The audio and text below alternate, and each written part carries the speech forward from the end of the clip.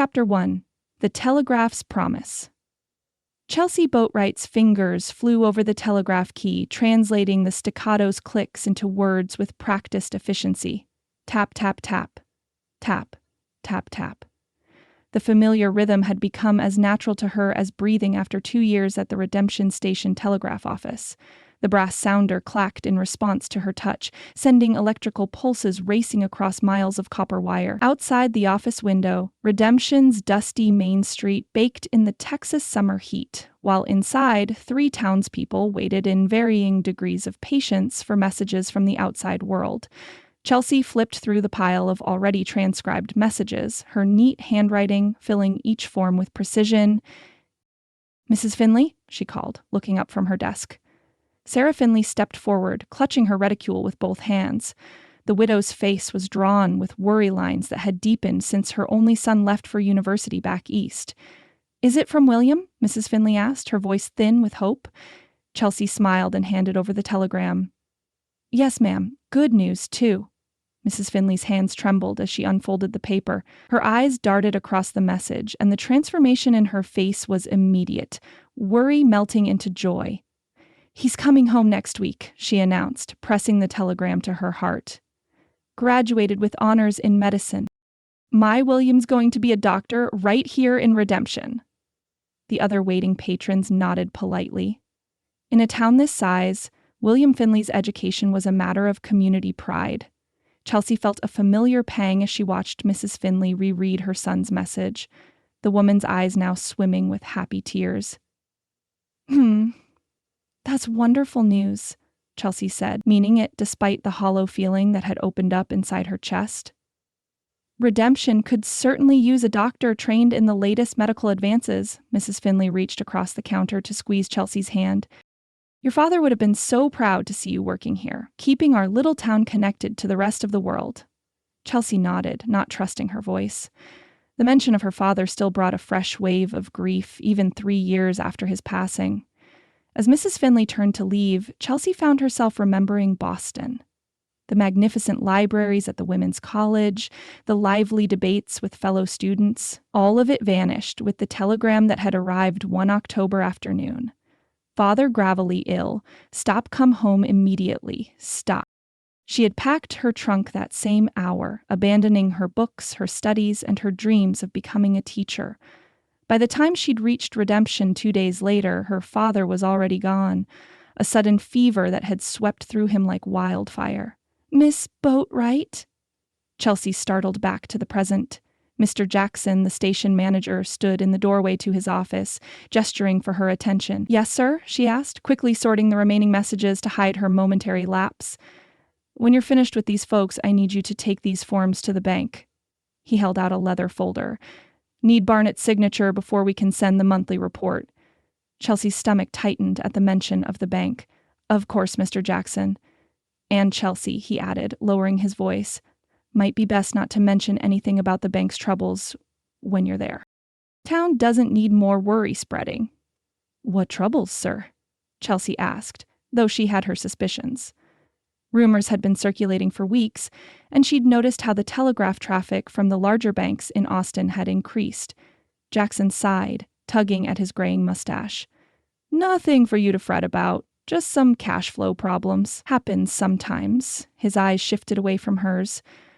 "Though if your family has any outstanding loans, might be wise to make sure you're keeping up with payments. Barnett's not feeling charitable these days." Chelsea nodded, her mouth suddenly dry. The small house where she lived with her mother and younger sister had been mortgaged after her father's death. The loan had seemed manageable when they'd taken it. A necessary evil to cover funeral expenses and outstanding medical bills.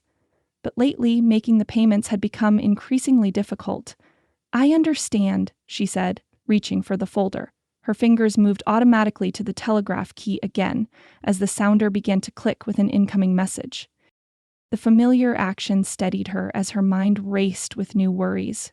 Tap, tap, tap, tap, tap, tap.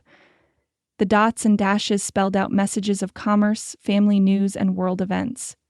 Chelsea translated them mechanically, her thoughts far away with her mother's anxious face and the stack of unpaid bills hidden in her father's old desk drawer at home. She glanced up at the wall clock. 4 more hours until her shift ended. 4 hours to figure out what she would tell her mother about the bank. The brass key was cool beneath her fingertips as she tapped out an acknowledgement to the distant sender. In this moment, she was the connection between worlds, between strangers who would never meet, between problems and solutions, between the life she had and the life she'd lost. Chelsea straightened her shoulders and focused on the incoming message. Whatever troubles lay ahead, she would face them as she faced each dot and dash, one signal at a time. Chelsea pushed open the front gate of the boatwright home, wincing at the squeak of hinges that needed oiling. The modest white clapboard house with its sagging porch had once been the pride of her father's life. Now, like their circumstances, it showed signs of gentle decay that Chelsea noticed more acutely each day. Peeling paint around the window frames, loose boards on the steps, the garden overtaken by weeds where her father's prized roses once bloomed. The scent of baking cornbread greeted her as she stepped inside, along with the sound of her 16-year-old sister's laughter from the kitchen. "That's not how you do it, Mama," Emma's voice rang out. "You're supposed to stir it the other way or it won't thicken properly." "Since when did you become such an expert on gravy making?" Amelia Boatwright's voice held a warmth reserved only for her daughters. "Last I recall, you couldn't boil water without scorching the pot." Chelsea leaned against the doorframe, watching them for a moment before announcing her presence. Her mother stood at the stove, wisps of once auburn hair now streaked liberally with gray escaping from her bun. Emma hovered nearby, her golden curls bouncing as she gestured animatedly. The kitchen was the one room in the house that still felt like home, with its familiar smells and the chipped blue plates that had been wedding gifts to her parents 20 years ago. "Something smells wonderful," Chelsea said, setting her reticule on the sideboard. Emma whirled around. "Chelsea, did you bring the mail? Is there anything for me?" Chelsea smiled and produced a letter from her pocket. "From Cousin Beatrice in San Antonio." Emma snatched the envelope with a squeal of delight and retreated to read it, while Amelia wiped her hands on her apron and studied Chelsea's face with a mother's knowing eye. "You look tired," she said, reaching up to tuck a stray strand of hair behind Chelsea's ear. "Was it busy at the telegraph office today?" "The usual," Chelsea replied. She hesitated, not wanting to spoil their evening with worries, but the station manager's warning about the bank weighed heavily on her mind. "Mama, has Mr. Barnett said anything more about our loan?" A shadow crossed Amelia's face. She turned back to the stove, stirring the gravy with more vigor than necessary. "Set the table, would you, dear? Dinner's nearly ready." Chelsea's stomach tightened, but she did as asked, laying out the 3 plates and mismatched silverware, while Emma read snippets of Beatrice's letter from the corner. Only after the cornbread was cut and the plates filled with beans, salt pork, and gravy did Amelia sink into her chair with a sigh that seemed to come from her very soul. "Mr. Barnett paid me a visit this afternoon," she said finally, her eyes on her untouched plate. Emma's chatter about Beatrice's letter abruptly ceased. "What did he want?" Chelsea asked, though she already knew the answer. Amelia pushed a bean around her plate with her fork. "We're 3 months behind on the payments now. I hoped, he might give us more time, what with your father having been his friend and all." Her voice trembled slightly. "But the bank is in trouble, it seems. He says they're calling in all outstanding debts." Chelsea set down her fork. "How much time did he give us?" 1 month. Amelia looked up, her eyes brimming with unshed tears. "The house goes to auction if we can't pay what's owed by then. $28.40. Emma gasped. "That's more than Chelsea makes in 2 months." "But not more than we might earn together," Chelsea said, reaching for her mother's hand. "I have a little saved, and maybe you could take in more sewing, Mama." Amelia's fingers were cold in Chelsea's grasp. "I've already asked around town. With everyone worried about the bank, no one's ordering new dresses." She shook her head. "Your father built this house when we first married. It's all we have left of him, of the life we had before." The weight of their situation pressed down on Chelsea's shoulders. This little house represented everything: their history, their security, their place in redemption. Without it, they would be adrift, dependent on charity or forced to separate to find work. "Could we ask Uncle James for help?" Emma suggested. "Your uncle has his own family to feed," Amelia said firmly. And his farm barely produces enough to keep them going since the drought. Chelsea stared at the worn tablecloth, her mind racing. Her telegraph operator's salary was steady but meager. Even if she worked extra hours, she couldn't earn enough in a month to cover what they owed. Maybe I could find additional work, she said, more to herself than to them. Mrs. Henderson at the general store mentioned needing help with inventory. Oh, Chelsea, her mother's voice broke. You already work from dawn till dusk. When would you sleep? Sleep is a luxury we can't afford right now, Chelsea replied, summoning a confidence she didn't feel. We'll find a way, Mama, I promise you. Amelia's eyes filled with a mother's guilt and worry. This shouldn't be your burden to bear. If your father had known... But he didn't know, Chelsea said gently. None of us could have predicted the fever that took him or how quickly our circumstances would change. Emma pushed her plate away. Her usual exuberance dimmed. What happens if we can't pay? The question hung in the air, heavy with implications none of them wanted to face. We won't let it come to that, Chelsea said firmly, though her heart hammered in her chest. She couldn't tell them about Mr. Jackson's warning, about how the bank's troubles might make their situation even more dire than they realized. I'll speak with Mr. Barnett myself tomorrow. Perhaps he'll agree to smaller payments over a longer period. Amelia shook her head. I already suggested that. He says the bank stockholders are demanding immediate returns. She looked around the kitchen at the faded curtains she'd sewn herself and the worn floorboards that had supported their family for so many years. This house is the only thing of value we have left. Chelsea felt a surge of determination cut through her fear. She might not have been able to save her father or to complete her education, but she would not fail at this. Her family wouldn't lose their home. Not if there was breath left in her body. We still have each other, she said, squeezing her mother's hand. And we'll find a solution. She managed to smile for Emma's benefit. Now, let's eat before it gets cold. Tomorrow's problems can wait until tomorrow. As they ate their simple meal, Chelsea's mind continued to work. There had to be a way out of this predicament. Some solution she hadn't yet considered. Whatever it was, she would find it. She had to. Chelsea was translating a particularly difficult message about cattle futures when the bell above the telegraph office door jangled. She glanced up, her greeting dying on her lips when she saw who had entered. Clifford Wymain stood framed in the doorway, his tall figure casting a long shadow across the wooden floor. Everyone in Redemption knew of the cattle baron, though few could claim acquaintance with him. His sprawling ranch lay 10 miles outside of town, and he rarely graced Redemption with his presence, preferring to send foremen or ranch hands on his business. Miss Boatwright, isn't it? His voice carried the refined tones of an Eastern education at odds with his frontier kingdom. Chelsea nodded, setting aside her work. Yes, sir, how may I help you today? Wymain removed his hat, revealing hair the color of wheat with just a touch of silver at the temples. His eyes, pale blue and assessing, swept over the humble office before settling back on her face. I have several business telegrams that require immediate sending. He withdrew a leather portfolio from inside his finely tailored jacket. I'm told you're the most efficient operator in 3 counties. Chelsea felt color rise in her cheeks at the unexpected compliment. I do my best, Mr. Wymain. She accepted the portfolio, her fingers brushing against his briefly. His hands were smooth, she noticed, the hands of a man who directed others rather than performing labor himself.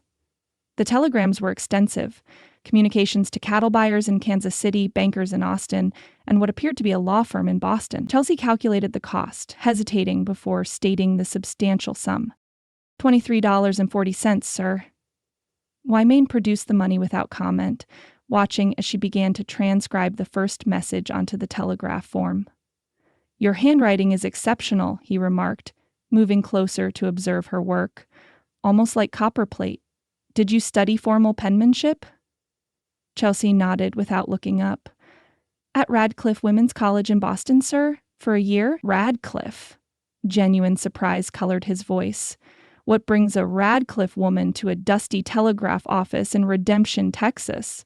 Chelsea's hand stilled momentarily. Family circumstances, Mr. Wymain. She expected him to withdraw at her tone, but instead he leaned against the counter, seemingly in no hurry despite his urgent telegrams. What did you study there? The question was personal, but his tone held sincere interest. Chelsea found herself answering despite her reservations. English literature, primarily, and some history. His eyebrows rose. Indeed? And who would you count as your favorite author, Miss Boatwright? Dickens, she replied without hesitation. Though I've developed an appreciation for Mr. Whitman's poetry as well. A smile curved his lips, a genuine one that softened the calculating look in his eyes. I wouldn't have expected to find a Whitman enthusiast in Redemption. Leaves of Grass caused quite the stir in proper Boston circles, as I recall. Chelsea felt a flicker of pleasure at the literary exchange. My professor considered him the authentic American voice. I found his work refreshingly honest. Honesty is a quality I value highly, Miss Boatwright. Wyman watched her fingers as they flew over the telegraph key, sending his first message into the wires. As is competence. You possess both, it seems. When the last of his telegrams had been sent, Wyman lingered, inquiring about expected response times. As he prepared to leave, he paused at the door. I don't suppose there's a decent bookshop in town. Chelsea shook her head. The general store carries some popular novels and magazines. For anything more substantial, most folks order from catalogs. A pity. He settled his hat back on his head. Good day, Miss Boatwright. I suspect I shall require your services again soon. The next afternoon, Chelsea was surprised when Wyman returned, ostensibly to check for replies to his telegrams. Under his arm was a package wrapped in brown paper. I happen to have a duplicate in my library, he said, placing a copy of Tennyson's Idylls of the King on the counter. Perhaps you might enjoy it. The book was beautifully bound in leather, far finer than any volume Chelsea had seen outside of the college library. I couldn't possibly— Please, he insisted. Books are meant to be read by those who appreciate them. Consider it a token of my appreciation for your efficiency yesterday. Before she could protest further, he was gone, leaving behind the book and the faint scent of expensive cologne. The pattern continued over the following days. Wyman would arrive with a telegram or two, engage Chelsea in surprisingly stimulating conversation about literature or current events, and often leave behind some small gift.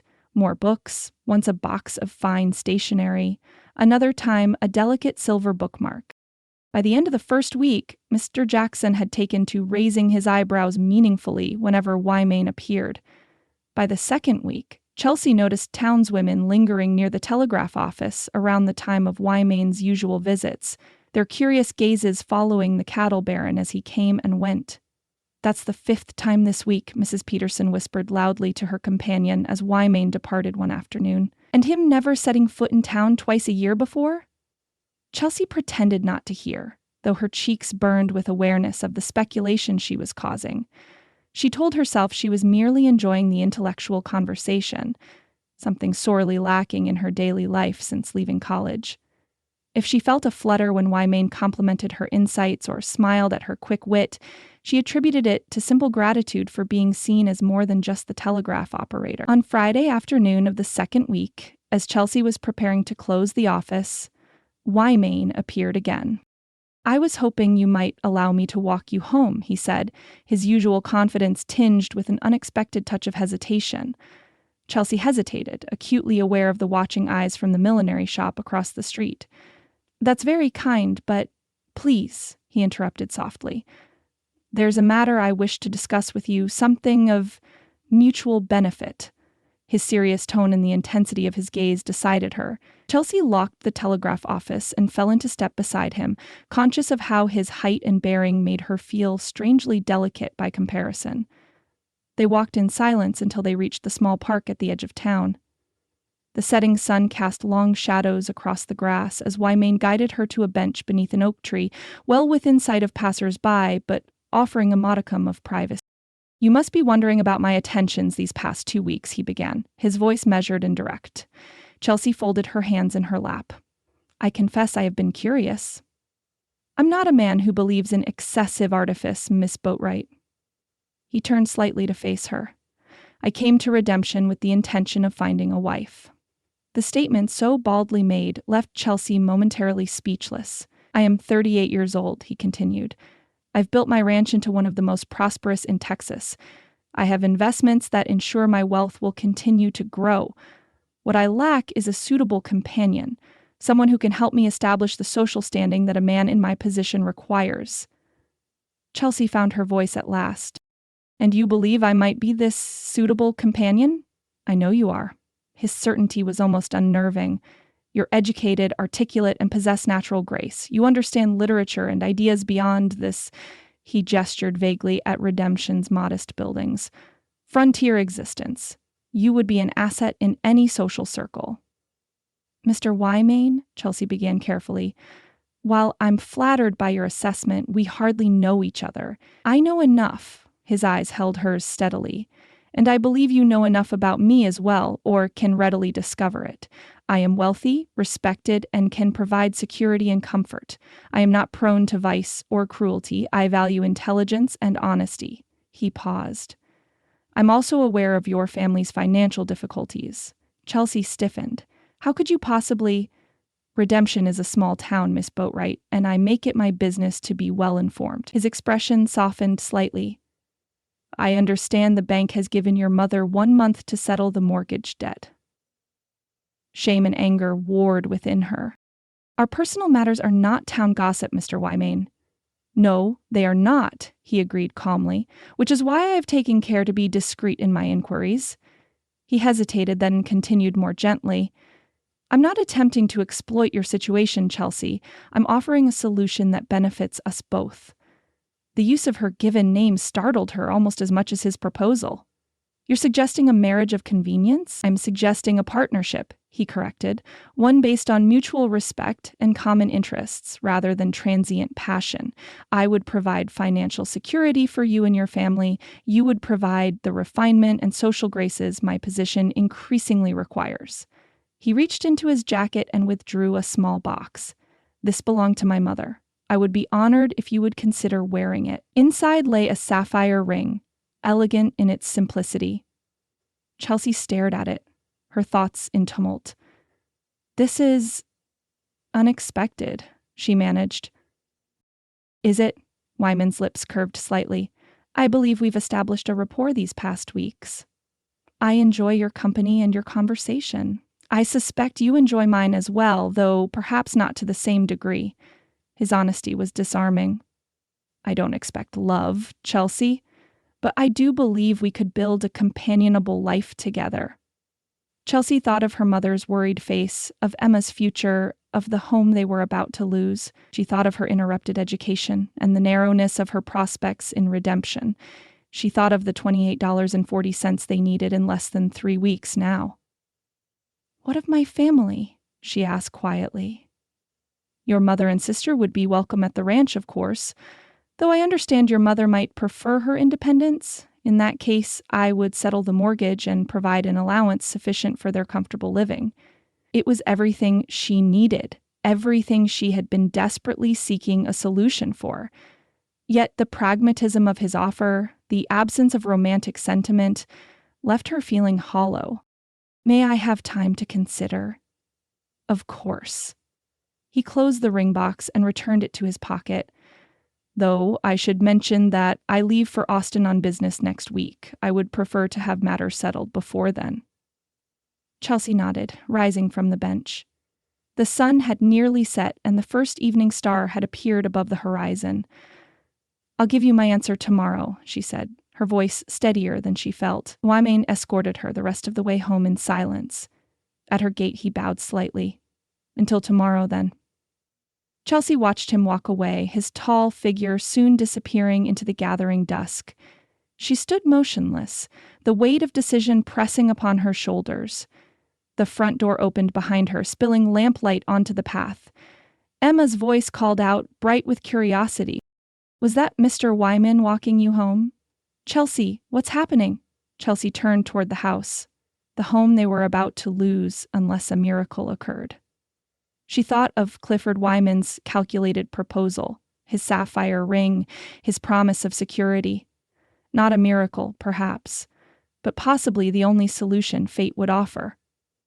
I believe, she said softly, more to herself than to her sister, that I'm about to become engaged. Chelsea's hands trembled as she stood beside Clifford Wymain in Mr. Barnett's office at the Redemption Bank and Trust. The bank manager's eyes had widened considerably when they'd entered together, Clifford's hand proprietarily at the small of her back.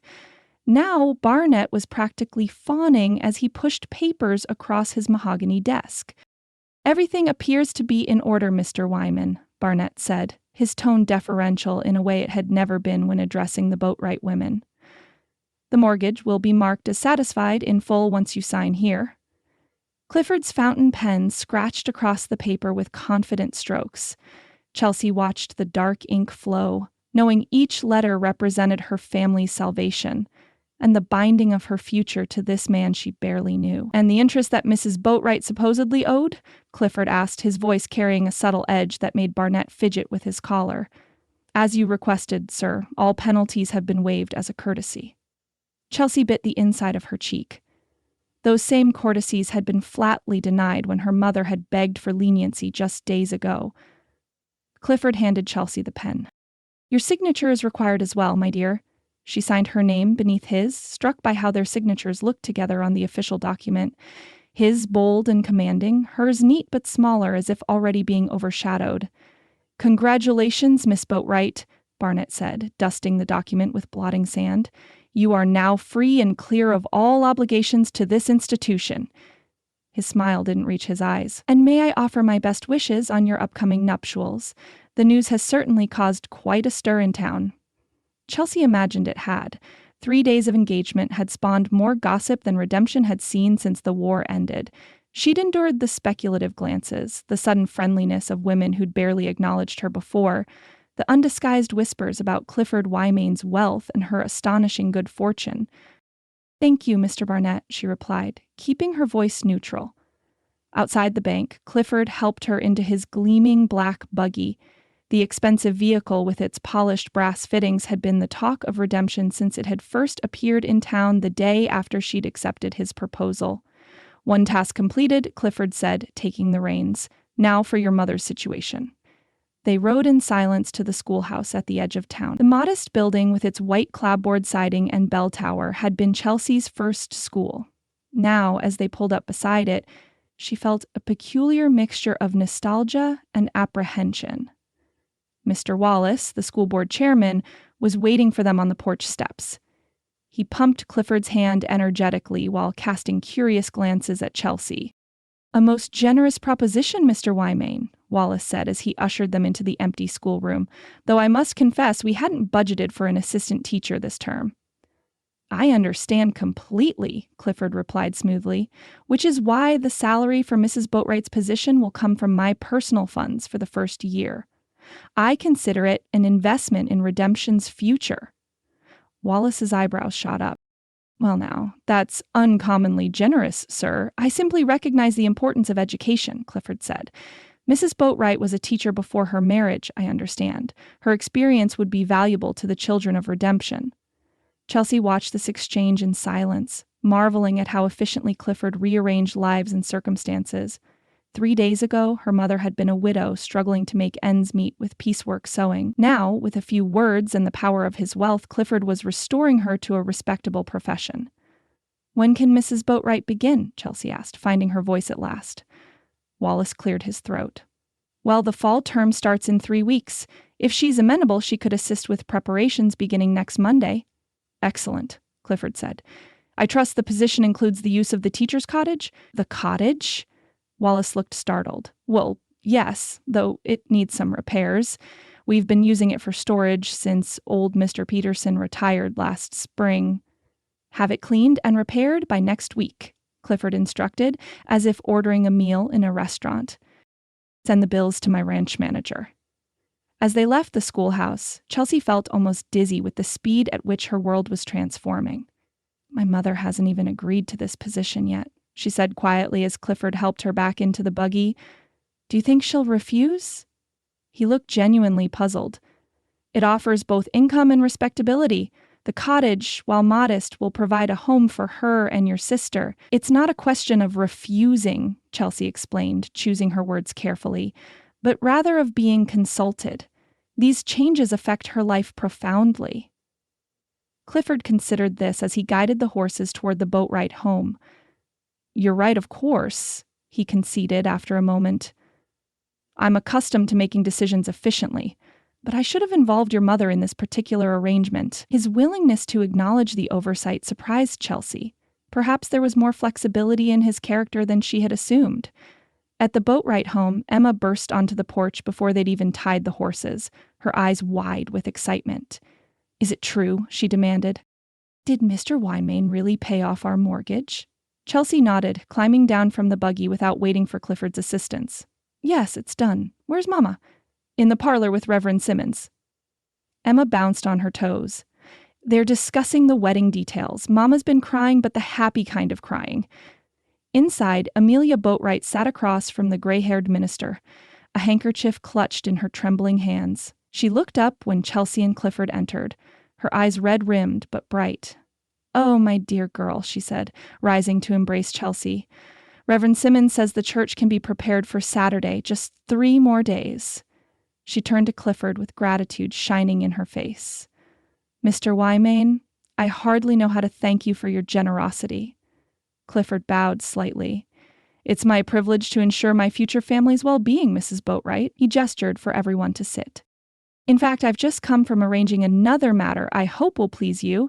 As Clifford outlined the teaching position and the cottage, Chelsea watched her mother's expression change from surprise to cautious hope. Unlike Chelsea, who had accepted his proposal with clear-eyed pragmatism, Amelia seemed to be embracing a more romantic interpretation of events. As if Clifford were a knight-errant who had appeared to rescue them from distress. "It would be a joy to teach again," Amelia said when he finished, dabbing at her eyes. "And the cottage would give Emma her own room for the first time." "Then it's settled," Clifford said with satisfaction. "Now, about the wedding arrangements." The next few days passed in a blur of activity. Clifford sent a wagon from his ranch laden with trunks containing a complete trousseau for Chelsea, dresses, undergarments, shoes, and accessories far finer than anything she'd ever owned. When she protested the extravagance, he waved away her concerns. "My wife must be properly attired," he said simply. "The dressmaker in Austin worked from measurements I provided. If anything needs adjustment, she can visit after we return from our wedding trip." Our wedding trip. The words sent a shiver of apprehension through Chelsea.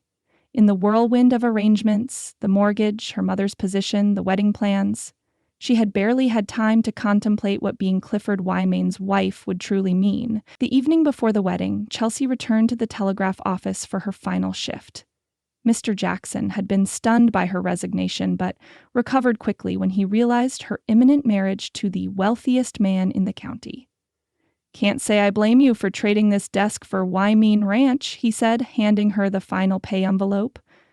"Though we'll be hard-pressed to find an operator half as skilled." The familiar office felt different now, as if she were already viewing it from the distance of her new life.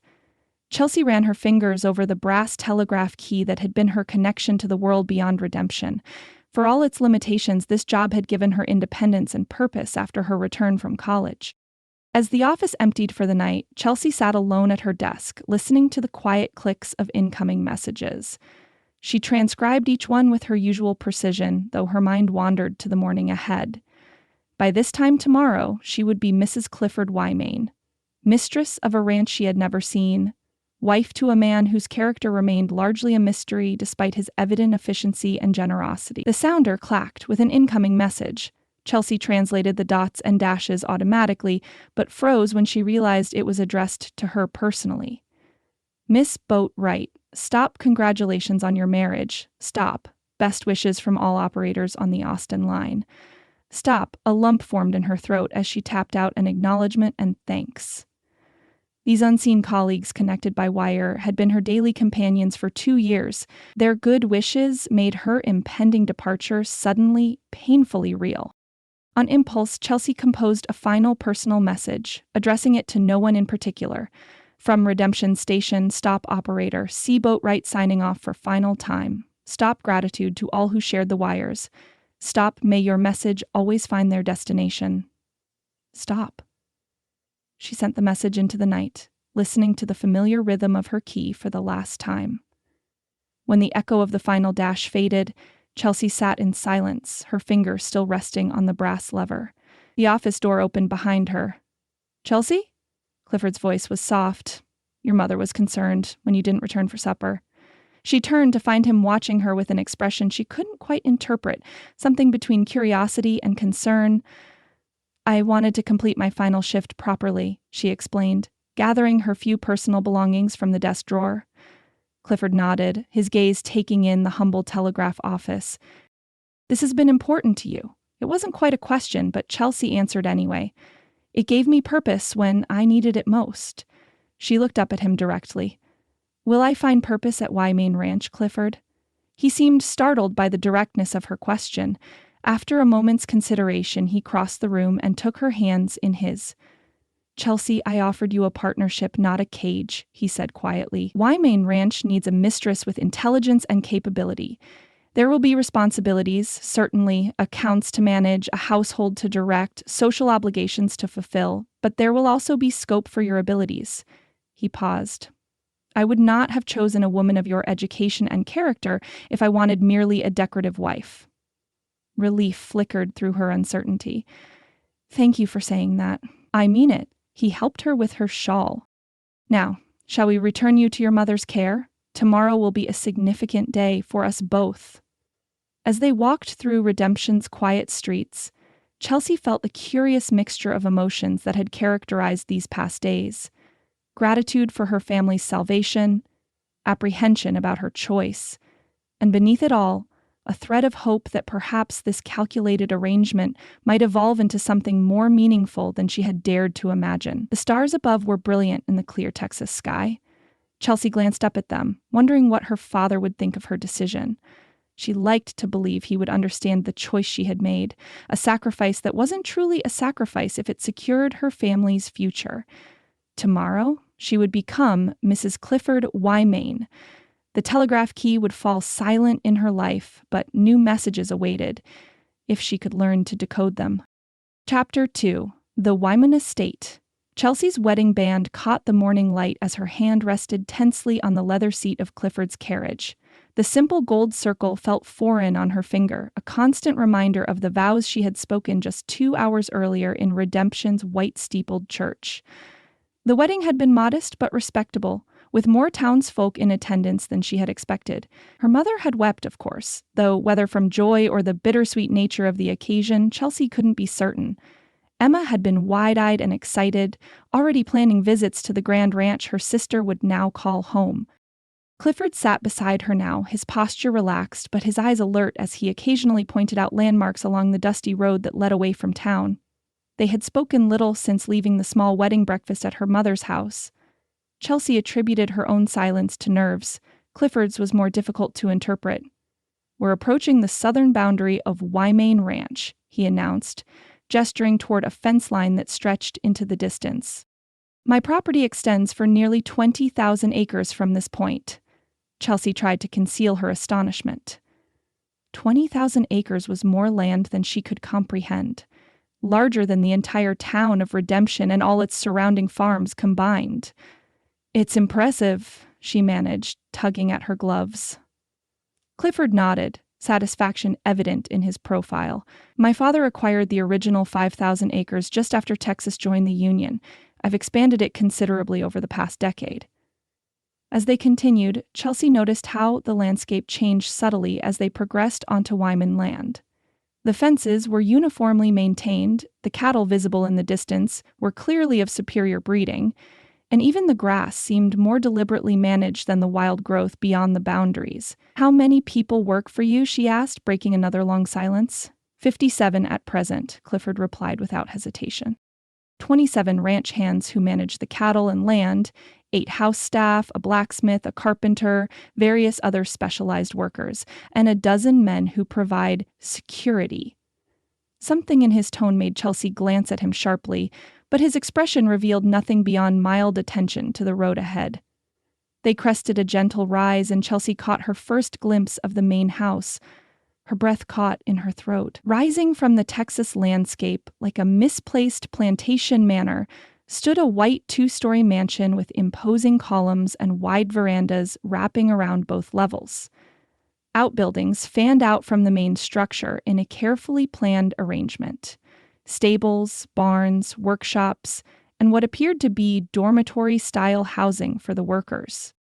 "Welcome to your new home, Mrs. Wymain," Clifford said, a note of pride evident in his voice. As they approached, Chelsea observed the stark contrast between the grandeur of the main house and the utilitarian simplicity of the workers' quarters. The latter were well built but plain, arranged with military precision in neat rows behind the main residence. The carriage crunched over a gravel drive that circled before the house. Men appeared immediately to take charge of the horses, moving with an efficiency that spoke of regular drilling. Chelsea noticed how they avoided direct eye contact with Clifford while remaining attentive to his smallest gesture. "Jenkins," Clifford called, and a weathered man in his 40s stepped forward, removing his hat. "This is Mrs. Wymain, ma'am," Jenkins said with a respectful nod. "Welcome to the ranch." "Jenkins is my foreman," Clifford explained. "He oversees the daily operations when I'm attending to business elsewhere." "It's a pleasure to meet you," Chelsea said, searching the man's face for some hint of his true feelings about his employer. His expression remained carefully neutral. "Shall I have the men present themselves, sir?" Jenkins asked. Clifford checked his pocket watch. "Just the section leaders. We'll do a proper introduction at supper." Jenkins whistled sharply, and 3 men detached themselves from various activities to approach and stand in a line before the carriage. Chelsea was struck by their posture, almost military in its precision, backs straight, eyes forward. "Rodriguez oversees the southern pastures," Clifford said, indicating a lean Mexican man with silver-streaked black hair. "Miller manages the horse breeding program," a tall, fair-haired man nodded stiffly, "and Turner handles security." This last was a broad-shouldered man with a hard set to his jaw and eyes that assessed Chelsea with unsettling thoroughness. "Gentlemen," Chelsea acknowledged, attempting to mask her discomfort under Turner's scrutiny. "Mrs. Wyman is to be accorded every courtesy," Clifford instructed, his tone making it clear this was an order rather than a request. "Her wishes are to be treated as my own," the men nodded in unison. "Yes, sir," they responded, almost in chorus. As Clifford helped her from the carriage, Chelsea whispered, "They seem very disciplined." "Discipline is the foundation of success," he replied simply, leading her toward the house. "A ranch this size cannot function on casual arrangements and loose authority." The massive front door swung open as they approached, revealing a severe-looking woman in her 50s, her iron-gray hair pulled back into a tight bun. "Mrs. Abernathy," Clifford said, "may I present my wife?" The housekeeper performed a perfunctory curtsy, her assessing gaze sweeping over Chelsea from head to toe. "Welcome, Mrs. Wymain," she said, her tone correct but distinctly cool. "Mrs. Abernathy has managed the household for the past 8 years, Clifford explained. "She'll assist you in learning the routines of the house." The entrance hall soared 2 stories above them, dominated by a grand staircase that curved upward to a gallery overlooking the space. Chelsea had never been in a private home of such scale. Even the wealthiest families in Redemption lived in houses a quarter this size. "I have matters to attend to in my office," Clifford said, checking his watch again. "Mrs. Abernathy will show you the house and help you get settled. We'll dine at 7. With that, he strode away down a corridor, leaving Chelsea alone with the housekeeper. The abrupt departure seemed peculiar for a man who had just brought his new bride home, but Chelsea reminded herself that theirs was not a conventional marriage. "If you'll follow me, ma'am," Mrs. Abernathy said, her voice as stiff as her posture, "I'll show you the principal rooms." The tour that followed was comprehensive but cold. Mrs. Abernathy moved through the house with brisk efficiency, pointing out rooms and their functions with the detached air of someone conducting a business transaction. "The morning room receives excellent light for correspondence or needlework," she explained, indicating a pleasant chamber overlooking a garden, "though Mr. Wymain's previous house guests rarely used it." Chelsea caught the subtle emphasis on house guests and the implied comparison to her own status. "I'm certain I'll find it very suitable," she replied evenly. "The drawing room, the formal dining room, the music room with its rarely touched piano." Each space revealed a house designed for impression rather than comfort. Everything was expensively furnished, but possessed a museum-like quality, as if these rooms existed primarily for display. When they reached the library, however, Chelsea felt a genuine stirring of interest. Floor-to-ceiling shelves lined 3 walls, filled with leather-bound volumes whose gilt titles winked in the afternoon sunlight streaming through tall windows. "May I?" she asked, moving toward the nearest shelf. Mrs. Abernathy gave a small shrug. "As you wish. Mr. Wymain rarely enters this room himself." Chelsea ran her fingers along the spines, noting first editions of Dickens, complete collections of Shakespeare and Milton, historical texts, scientific journals, and modern novels, all arranged not by subject or author, but by the color of their bindings, creating a pleasing visual effect that suggested the books were selected more for appearance than content. She pulled out a volume of Tennyson's poetry and opened it. The pages were clean and uncreased, the spine stiff. When she checked several other volumes, she found the same, books that had clearly never been read. "Does Mr. Wymain have favorite authors?" she asked, replacing a pristine copy of David Copperfield on the shelf. "I couldn't say, ma'am," Mrs. Abernathy replied. "His business correspondence occupies most of his reading time, I believe." Chelsea frowned slightly, remembering Clifford's knowledgeable comments about literature during their courtship. Had that been merely a strategy to engage her interest? The tour continued upstairs, where Mrs. Abernathy showed her to a suite of rooms that took up the entire east wing of the second floor. "Your bedchamber," the housekeeper said, opening a door to reveal a large room dominated by a 4-poster bed with elaborate draperies. "The adjoining dressing room has been prepared for your personal items." She indicated another door. "And Mr. Wymain's chambers connect through there, though he maintains his own separate entrance from the hall as well." Chelsea felt heat rise in her cheeks at this reference to the intimate arrangements of their marriage. Mrs. Abernathy's expression remained impassive, though Chelsea thought she detected a hint of satisfaction at her discomfort. "Your trunks have been delivered," the housekeeper continued, "and Lucy has been assigned as your personal maid. She'll assist you with dressing for dinner." She paused, then added with the faintest emphasis, "Mr. Wymain is most particular about punctuality and proper attire at mealtimes." "I'll keep that in mind," Chelsea said, struggling to maintain her composure under the woman's critical eye. "Will there be anything else, ma'am?" The question held a subtle challenge, as if daring Chelsea to assert authority she hadn't earned. "Not at present, thank you." With another perfunctory curtsy, Mrs. Abernathy withdrew, leaving Chelsea alone in the grandest bedroom she had ever occupied. She sank onto a delicate chair by the window, suddenly overwhelmed. Everything about Wymain Ranch spoke of wealth and power, carefully cultivated, from the manicured grounds to the impressive but sterile interior of the house. Yet beneath the polished surface, she sensed something unsettling. In the rigid discipline of the workers, in Mrs. Abernathy's barely concealed disdain, in the library, filled with unread books selected for appearance rather than content. A soft knock interrupted her thoughts. A young woman with mousy brown hair stood in the doorway, her eyes downcast. "Begin your pardon, ma'am. I'm Lucy. Mrs. Abernathy sent me to help you rest before dinner." Chelsea summoned a smile. "Thank you, Lucy. I'd appreciate some help unpacking, but I can manage the rest myself." Together they emptied the trunks that had arrived from Austin, hanging the fine dresses in the cedar-lined wardrobe and arranging Chelsea's modest personal belongings on the dressing table. Lucy worked quickly and silently, only speaking when directly addressed. "Have you worked at Wymain Ranch long?" Chelsea asked, attempting to establish some connection. 2 years, ma'am," Lucy replied, carefully folding a nightgown into a drawer. "And do you like it here?"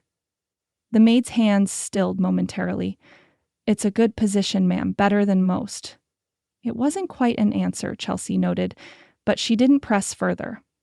When everything was arranged to her satisfaction, Chelsea dismissed Lucy to rest before preparing for dinner. Alone again, she moved to the window, gazing out over the vast property that was now her home. In the distance, she could see men on horseback moving cattle between pastures with military precision.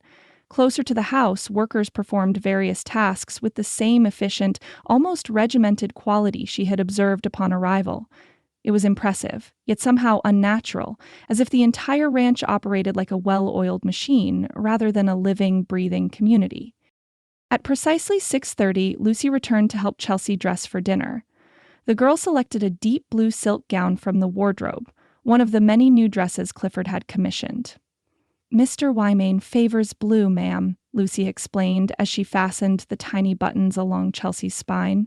The dress fit perfectly, its tailoring far superior to anything Chelsea had worn before. As Lucy arranged her hair in a simple but elegant style, securing it with pearl-tipped pins, Chelsea barely recognized her own reflection in the mirror. The woman who stared back at her looked like a lady of wealth and position. Exactly the wife Clifford Wymain had described wanting during his proposal in Redemption's small park. Looking at herself now, Chelsea understood with sudden clarity exactly why he had selected her. She could be molded to fit the role he required, like a character in a play. At 5 minutes before 7, she descended the grand staircase to find Clifford waiting in the entrance hall, dressed impeccably in evening attire. "You look beautiful," he said, his eyes approving as they took in her appearance. "Thank you." She accepted his offered arm. "The dress is lovely. Blue suits you," he replied, leading her toward the dining room. "I took the liberty of instructing the dressmaker regarding colors and styles I thought would complement you." The dining room could have comfortably seated 20, but the table had been set for just the two of them at one end. Crystal and silver gleamed in the light of a massive chandelier. A uniformed manservant stood at attention near a sideboard laden with covered dishes. Clifford seated her with formal courtesy before taking his place at the head of the table. At his nod, the servant began serving the first course. "I hope Mrs. Abernathy's tour was informative," Clifford said as he unfolded his napkin. "Very," Chelsea replied carefully. "The house is impressive." "It should be. It cost enough." There was no false modesty in his tone. "I've had furnishings and artwork imported from Europe over the years. A house of this stature requires appropriate appointments." As they progressed through multiple courses, Clifford outlined what would be expected of her as mistress of Wymain. The list was extensive, overseeing the household staff, planning menus, managing the domestic accounts, arranging entertainment for business associates who visited regularly.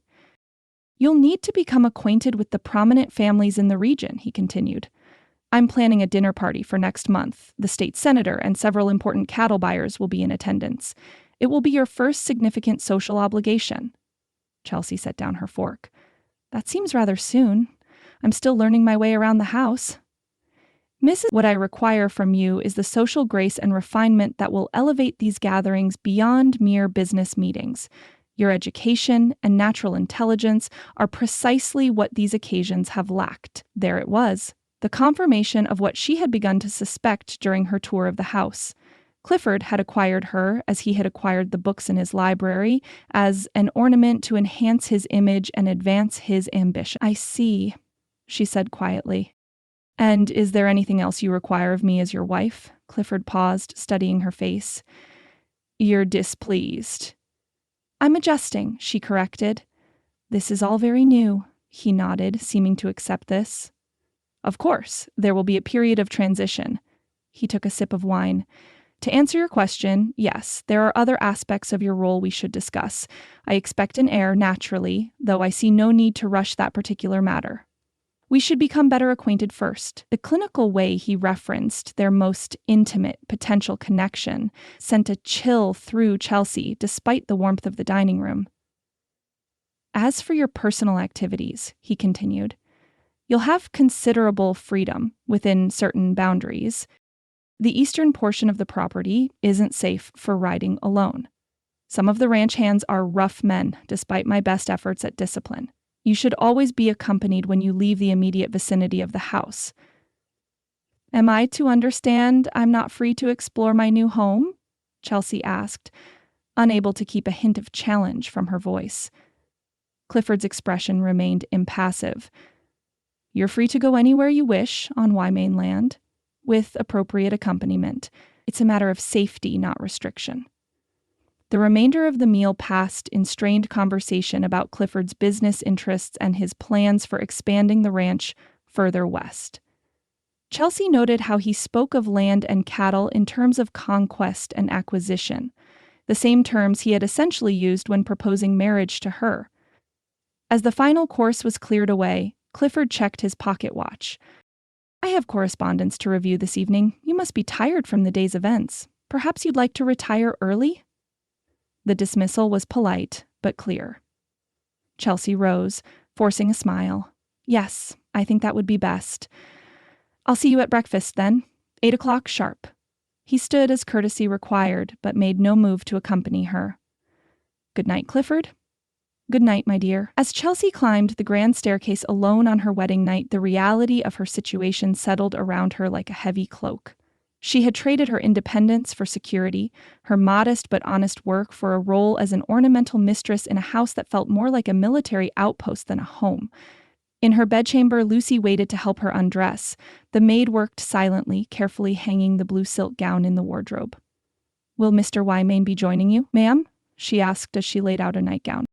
"Not tonight," Chelsea replied, a strange mixture of relief and loneliness washing over her. After Lucy departed, Chelsea sat at the dressing table, slowly removing the pearl pins from her hair. The woman in the mirror looked elegant, but uncertain. Caught between the Chelsea Boatwright who had tapped out telegraph messages in Redemption and the Mrs. Clifford Wymain who would preside over dinner parties for senators. She thought of her mother and sister, now secure in their future thanks to her marriage. She remembered the pride in her mother's eyes at the wedding, the whispered, "You've saved us all, my brave girl," as they embraced before parting.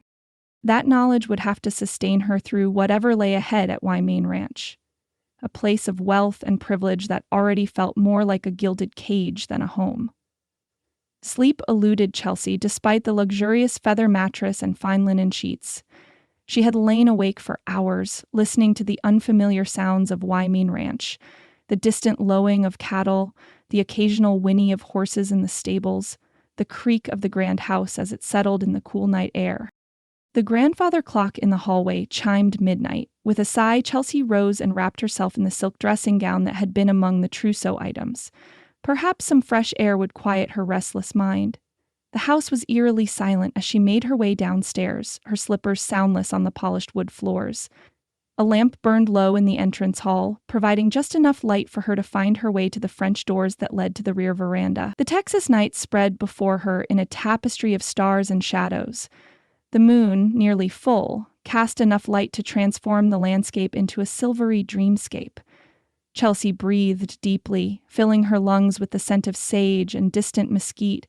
She was about to return inside when movement near the stables caught her eye.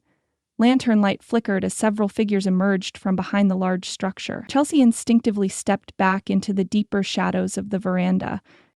Clifford's tall form was immediately recognizable among the group of men.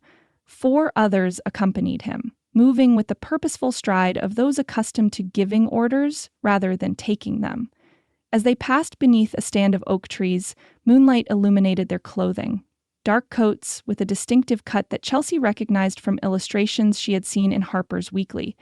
Confederate officers' coats. The war had been over for nearly 8 years, yet these men wore the unmistakable gray of the defeated South. Not as complete uniforms, but as coats paired with civilian trousers, as if unwilling to completely abandon their former allegiance. Curiosity overcame caution. Chelsea slipped from the veranda and moved along the shadow of the house, drawing closer to where the men had stopped at a small outbuilding she hadn't noticed during the day. The structure stood apart from the other buildings, partially concealed by a copse of trees. "The shipment arrives Thursday," she heard Clifford say, his voice carrying in the still night air. "Turner's men will ensure it reaches the Northern Territories without incident." "The Marshall situation concerns me," replied an older man with a full white beard. "His loyalty to Washington exceeds his loyalty to Texas." "Marshall is being handled," Clifford's tone was dismissive. "By month's end, we'll have a more sympathetic appointment." Another man spoke, his accent thick with the Deep South. 8 years we've waited. Gathering strength, building alliances. The cause endures, gentlemen." "The cause endures," the others echoed with quiet intensity. Chelsea's breath caught. What cause were they discussing? Surely not. Her thoughts were interrupted as her foot dislodged a small stone, sending it skittering across the packed earth. The sound, though slight, was enough to silence the men instantly. "Check the perimeter," Clifford ordered sharply. Chelsea froze, heart pounding. There was no time to run back to the house without being seen. Instead, she moved away from the outbuilding, deliberately making more noise as if she were just now approaching. A ranch hand appeared suddenly before her, hand hovering near the pistol at his hip. "Ma'am?" Surprise registered on his face at finding the new Mrs. Wymini wandering the grounds in her nightclothes. Chelsea summoned her most convincing smile. "Oh, thank goodness. I fear I've gotten myself lost." She gestured vaguely toward the house. "I couldn't sleep and thought a short walk might help, but everything looks so different in the moonlight." The man relaxed slightly, though wariness remained in his eyes. "Not safe to be wandering at night, ma'am. All sorts of critters about." "Yes, I see that now. How foolish of me." She laughed lightly. "Would you be kind enough to escort me back to the house?" "Of course, ma'am." He offered his arm with surprising courtesy. "This way." As they walked, Chelsea glanced back toward the outbuilding. The men had disappeared, but she felt certain they were watching from the shadows. "Terrible thing about those rustlers," she ventured, testing a theory. The ranch hand missed a step. "Rustlers, ma'am? Isn't that what's kept Mr. Wymane occupied tonight? Dealing with cattle thieves?" "Oh, yes, ma'am." The answer came too quickly, reinforcing Chelsea's suspicion that whatever meeting she had witnessed had nothing to do with protecting livestock. At the veranda steps, the ranch hand released her arm with a respectful nod. "Best to stay inside after dark, Mrs. Wymane. Mr. Wymane wouldn't want you putting yourself at risk." "I'll remember that. Thank you for your assistance, Mr. Dawson, ma'am. Tom Dawson." "Thank you, Mr. Dawson. Good night." Back in her bedchamber, Chelsea paced the oriental carpet, her mind racing with questions. What shipment were they discussing? What cause could still command such loyalty years after the Confederacy's defeat? And why were they concerned about a marshal with loyalty to Washington? It was nearly 3 a.m. when she heard Clifford's measured tread in the connecting passage between their rooms. She quickly slipped into bed, leaving only the small bedside lamp burning. The door opened softly. "Chelsea? Are you awake?" She feigned the drowsy voice of one just roused from sleep. "Clifford, is something wrong?" He entered, still fully dressed in the clothing she had seen him wearing earlier. "No, nothing's wrong. I was dealing with some ranch business. At this hour?" She sat up, pulling the covers around her. "Cattle rustlers?" he said smoothly. "We've had troubles with a gang operating in the area. I apologize if my absence concerned you." The lie came so effortlessly to his lips that Chelsea might have believed him had she not witnessed the meeting herself. "I was worried," she said, matching his ease with a falsehood of her own. "The house seems very large when one is alone." Clifford's expression softened slightly. "You'll grow accustomed to it. I often keep irregular hours, I'm afraid. The demands of maintaining a property this size don't always respect conventional schedules." "I understand." He studied her face for a moment, as if searching for some hint that she doubted his explanation. Finding none, he nodded. "Get some rest. Tomorrow you should begin familiarizing yourself with the household records. Mrs. Abernathy will show you the account books after breakfast." With that practical instruction, so at odds with what one might expect from a bridegroom on his first night home with his new wife, Clifford withdrew to his own chambers. Chelsea extinguished the lamp but lay awake until dawn, turning over the fragments of conversation she had overheard, trying to make sense of what the cause could be that still burned in these men's hearts long after surrender at Appomattox. Morning brought no clarity, only a determination to learn more about the strange undercurrents at Wymene Ranch. Chelsea dressed in one of her simpler day dresses, declining Lucy's suggestion of more elaborate attire. "I thought I might explore the grounds today," she explained. "Something practical would be best." Breakfast was a solitary affair. Clifford had already departed for a meeting in the east pasture, according to the maid who served Chelsea's coffee. After forcing herself to eat a small amount, she met with Mrs. Abernathy as instructed, enduring a tedious review of household accounts that revealed nothing except Clifford's expectation of meticulous record-keeping. "Mr. Wymane reviews these himself each month," the housekeeper explained, her tone implying Chelsea would surely fail to maintain his exacting standards. "I'm quite familiar with accounting practices," Chelsea replied evenly. "My father was a banker before his death."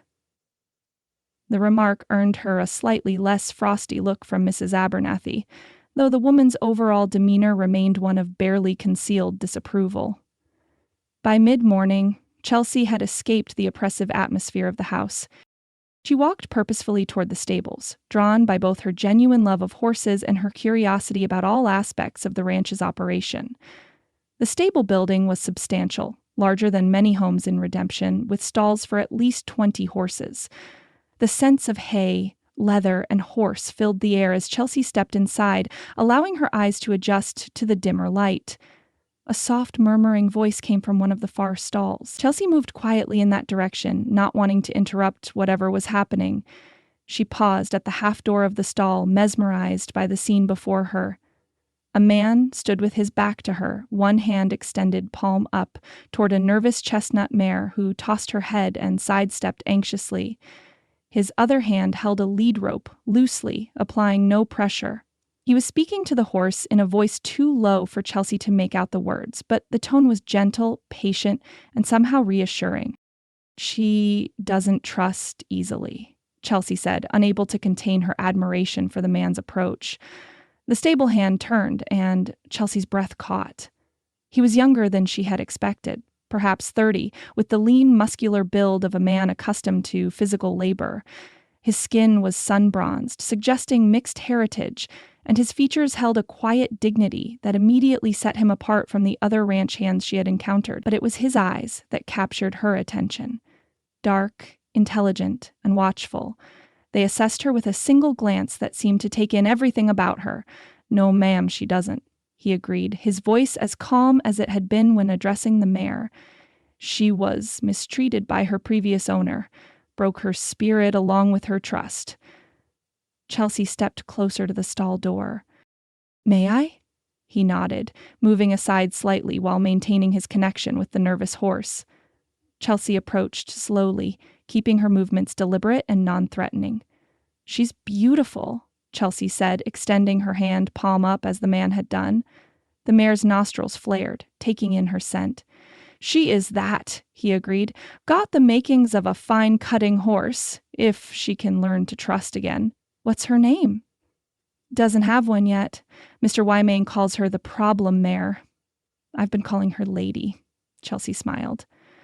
"Lady suits her. She has an aristocratic look about her." The mare tentatively stretched her neck, sniffing at Chelsea's hand. After a moment, she allowed Chelsea's fingers to brush her velvety muzzle. "She likes you," the man observed, a note of surprise in his voice. "I've always had a way with horses," Chelsea said. "My father kept a pair when I was young. I learned to ride almost before I could walk."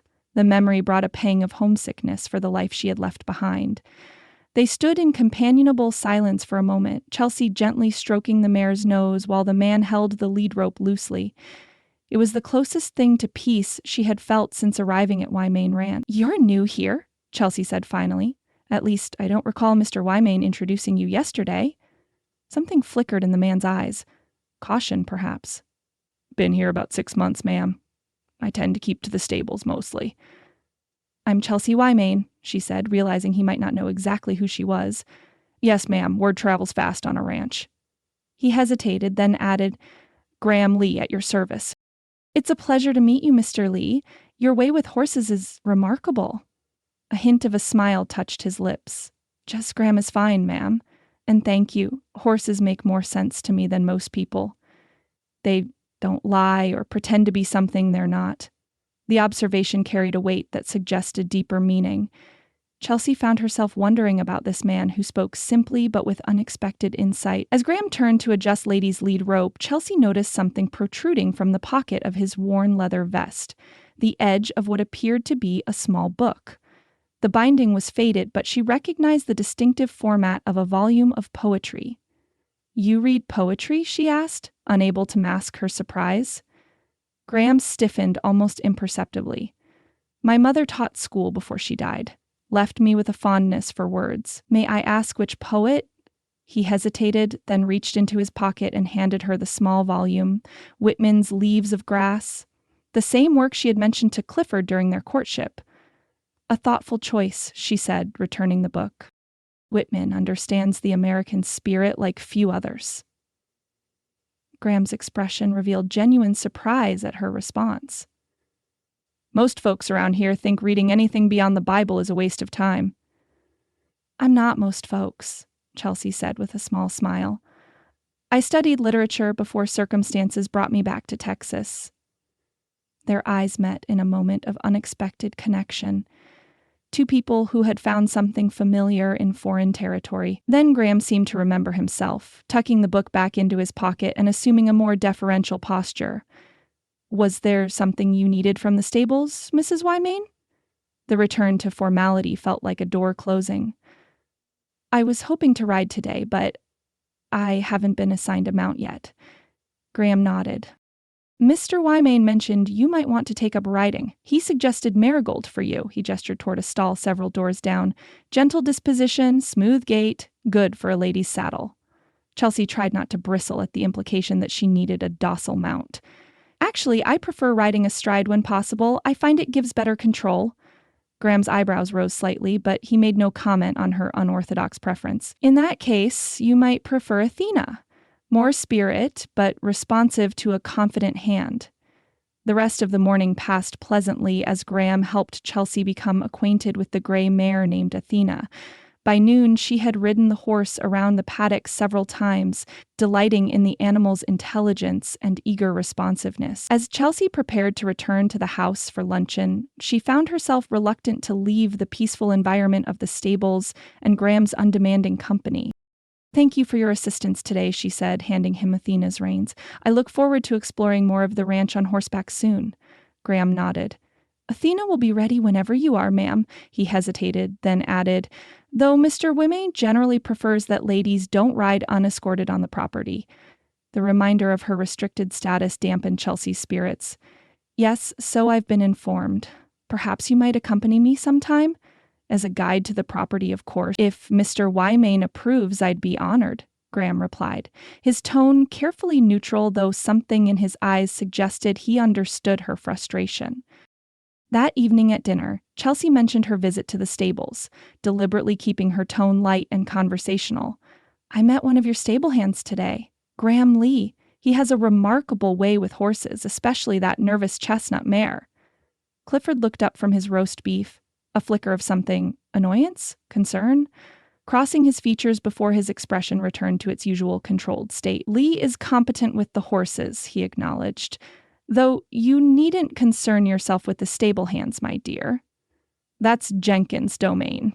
"He seems quite educated for a stable hand," Chelsea persisted. "I noticed he carries poetry in his pocket. Whitman, of all things." Clifford's fork paused halfway to his mouth. "Does he indeed?" His tone had cooled noticeably. "Well, a man may read whatever he wishes in his private time, I suppose, though I'm surprised he would display such pretensions while working." "I hardly think appreciating poetry qualifies as pretension," Chelsea said, keeping her voice even, despite her growing irritation at Clifford's dismissive attitude. "Perhaps not," Clifford conceded with a thin smile that didn't reach his eyes. "But Lee would do well to remember his place. He's a hired hand, nothing more.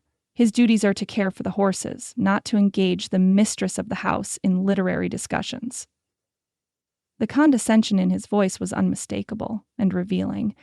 This was not the man who had engaged her in thoughtful conversation about Dickens and Whitman during their courtship and redemption. This was a man who viewed such interests as mere tools to achieve his ends, to be discarded when no longer needed. "I see," Chelsea said quietly.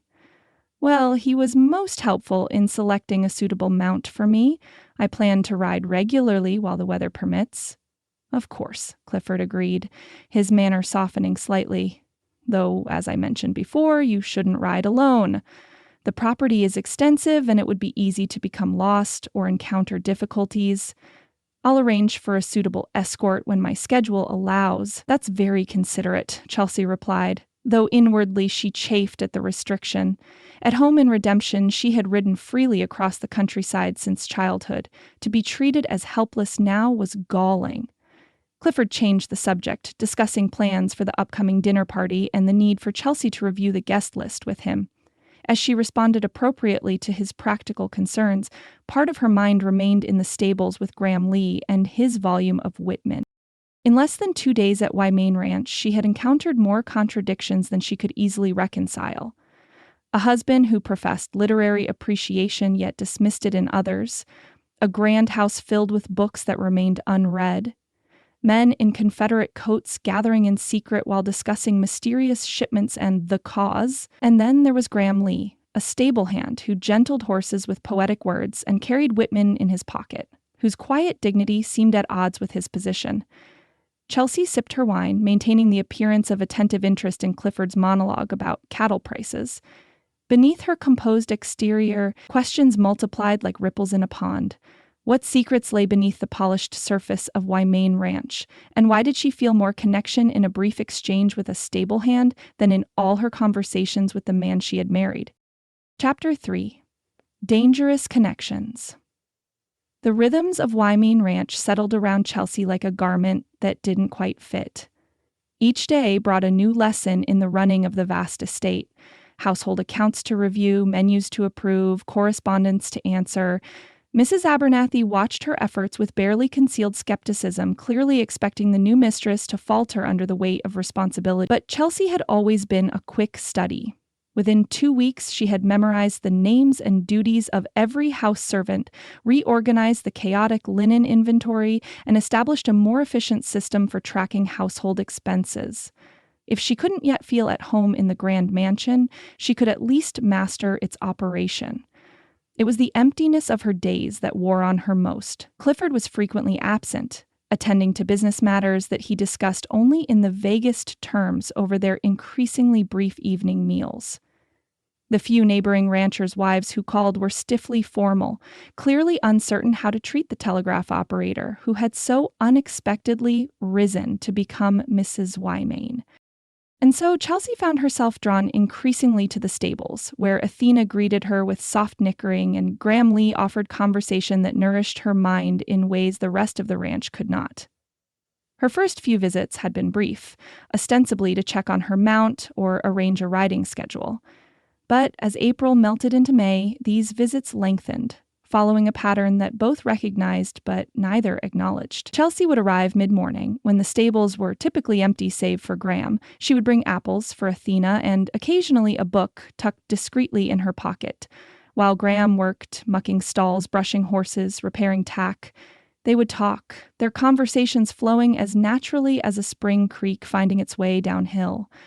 "Have you finished the Tennyson?" Chelsea asked one warm morning, leaning against Athena's stall door while Graham replaced the mare's worn horseshoe. "Last night," he replied, not looking up from his work. His hands moved with practiced efficiency, strong yet gentle as he positioned the new shoe. "I admit, in memoriam left me thinking well into the early hours." "It has that effect," Chelsea agreed. "All that wrestling with faith and doubt, loss and hope. My professor called it the most honest spiritual journey in modern poetry." Graham tapped the final nail into place and straightened, wiping his hands on a cloth tucked into his belt. His eyes met hers with unexpected intensity. "Did you find the ending convincing? That love proves stronger than doubt?" The question carried weight beyond literary analysis. Chelsea considered her answer carefully. "I think Tennyson wanted to believe it does. Whether he truly convinced himself?" She shrugged. "Perhaps that's what makes the poem endure. The struggle feels true, even if the resolution remains uncertain." A hint of a smile touched Graham's lips. "A diplomatic answer, Mrs. Wymain." "Chelsea," she corrected him for perhaps the dozenth time. "Chelsea," he echoed softly, the familiarity still awkward on his tongue despite weeks of these conversations. She reached into her pocket and withdrew a small volume. "I thought you might enjoy this next. Emerson's Essays. Less poetry, but perhaps more truth." Graham hesitated before accepting the book. "Mr. Wymain might not approve of you lending books to a stable hand." "Mr. Wymain has a library full of books he never reads," Chelsea replied, unable to keep a hint of bitterness from her voice. "Besides, books are meant to be shared with those who appreciate them." Graham carefully tucked the volume into his vest pocket. "My mother would have liked you. She believed education shouldn't be confined by station or circumstance." "She taught school, you mentioned." He nodded, resuming his work on Athena's hooves. "A small school outside Austin. She taught everyone who wished to learn, rich, poor, white, Mexican." His voice softened with memory. Some of the neighboring families objected to her teaching the children of ranch hands and sharecroppers alongside their own, but she held firm. "Knowledge belongs to whoever seeks it," she'd say. "She sounds remarkable," Chelsea said. Is she? She died during the war, Graham replied, his tone closing that avenue of conversation. Fever took her in 63. Chelsea sensed there was more to the story. Something in the careful way he measured his words when speaking of his past. But she didn't press. Their friendship, if she dared call it that, was too fragile for such intrusions. Instead, she shared her own thoughts, finding in Graham a listener unlike any she had known. She told him of her interrupted education, her love of books, her work at the telegraph office. Gradually, as May turned to June, she began to confide her deeper feelings. Her sense of isolation in the grand house, her growing unease about Clifford's business associates. "There's something not right about these men who visit him," she said one morning, her voice low though they were alone in the stables. "They speak differently when they think no one is listening, about the cause and reclaiming what was stolen." Graham's hand stilled on the bridle he was mending. "Perhaps it's just ranchers' talk. Land disputes are common enough."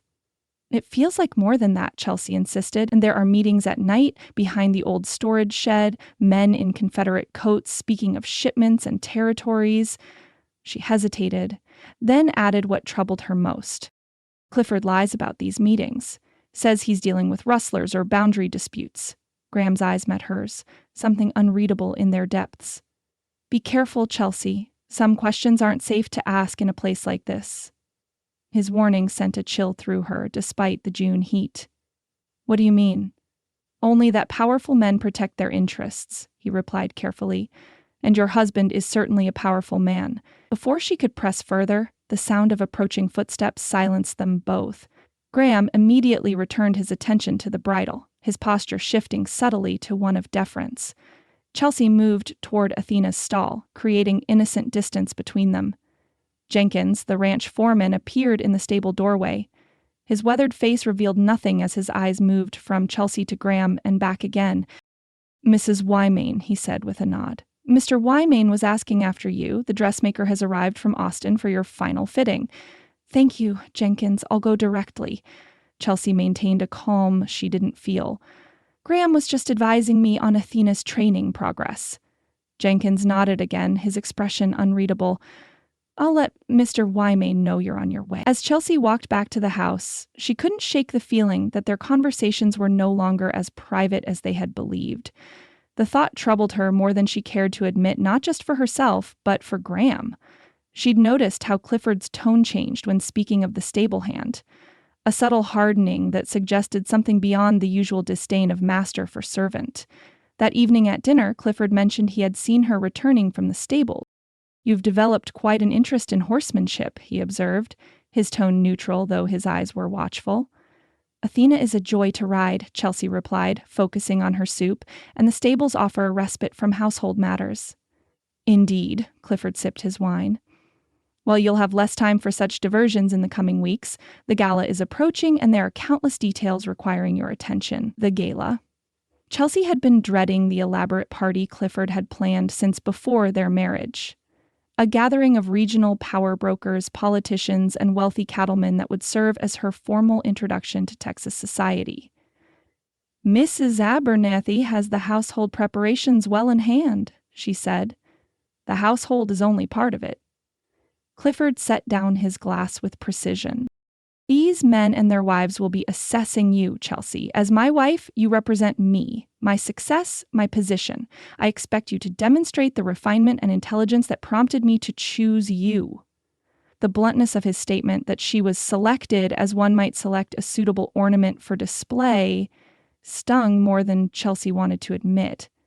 7 weeks of marriage had done little to soften Clifford's pragmatic view of their union. "I understand," she said quietly. "I won't disappoint you." Clifford's expression softened slightly. "I know you won't. It's why I chose you, after all." The day of the gala arrived with a flurry of activity that transformed Wymain Ranch from an imposing estate into a showcase of wealth and influence. Flowers from Austin filled the entrance hall and reception rooms. Crystal and silver gleamed on tables set for 40 guests. Servants in freshly pressed uniforms moved with rehearsed efficiency under Mrs. Abernathy's eagle eye. Chelsea stood before her mirror as Lucy fastened the final buttons on her gown, a creation of midnight drew silk trimmed with delicate silver embroidery that had arrived from New Orleans the previous week. Her hair had been arranged in an elaborate style that displayed the diamond earrings Clifford had presented that morning, his first gift since the sapphire ring she now wore. "You look beautiful, ma'am," Lucy whispered, adjusting a final hairpin. Chelsea hardly recognized herself in the elegant woman reflected in the glass. The telegraph operator from Redemption had vanished, replaced by the polished Mrs. Clifford Wymain, ready to preside over a gathering of the most influential people in the region. Clifford's approving nod when she descended the staircase confirmed she had achieved the effect he desired. "Perfect," he said simply, offering his arm. The guests began arriving at 7, a parade of wealth and position that made Chelsea's head spin. Judges, state legislators, bankers, and cattlemen with holdings nearly as vast as Wymain Ranch arrived in fine carriages, their wives adorned in silks and jewels that spoke of old money or new ambition. Chelsea performed her role flawlessly, welcoming each arrival with gracious words, directing servants to take hats and wraps, ensuring glasses remained filled and conversations flowed. If she felt like an actress in an elaborate play, she kept the thought hidden behind a poised smile. Clifford moved among his guests with practiced ease, his manner shifting subtly depending on his audience. With the bankers, he was the shrewd businessman discussing investments and returns. With the politicians, he displayed an easy familiarity with legislative matters and regional concerns. With the neighboring ranchers, he adopted the straightforward manner of a cattleman discussing breeding stock and grazing rights. It was a masterful performance, Chelsea realized as she watched from across the room. Clifford Wymain was whatever these men needed him to be, reflecting back to each the version of himself most likely to secure their goodwill or cooperation. As dinner concluded and the guests dispersed throughout the house for brandy and cigars, Chelsea found herself momentarily alone in the entrance hall. The evening had gone precisely as Clifford had planned, yet she felt oddly hollow, as if she had successfully navigated a treacherous river only to find herself on a foreign shore. Seeking a moment's solitude, she slipped into the library, where the rows of pristine books offered at least the illusion of familiar comfort. The room was dimly lit and empty, or so she thought until she heard voices from the far corner, partially concealed by one of the tall bookcases. "The arrangements in the northern counties are nearly complete," Clifford was saying, his voice low but intense. "We should be able to move on the next phase by September." "And the federal marshal?" This voice belonged to an elderly man Chelsea had been introduced to earlier, Judge Hamilton, whose family had owned vast plantations in Louisiana before the war. "Will no longer be a concern by month's end," Clifford replied with chilling certainty. "His replacement has already been selected, a man with more sympathetic views regarding state sovereignty." "Good, good," the judge's voice warmed with approval. "It's time we reclaimed what the war stole from us. Why, men, these carpetbaggers and their Negro allies have had their day. Texas belongs to Texans." "Indeed," Clifford agreed. "Though we must proceed cautiously. Washington still has eyes and ears in the region." Chelsea stood frozen, uncertain whether to announce her presence or retreat. Before she could decide, a third man entered the library. The distinguished, white-bearded Colonel Barnett, whom she recognized as one of the men from the nighttime meeting she had witnessed weeks earlier. "There you are, Wymain," Barnett said, joining the two men. "Remarkable gathering you've assembled. Your new wife does you credit." "Chelsea has exceeded my expectations," Clifford acknowledged. "She has the perfect combination of grace and intelligence for our purposes." Our purposes. The phrase sent a chill through Chelsea.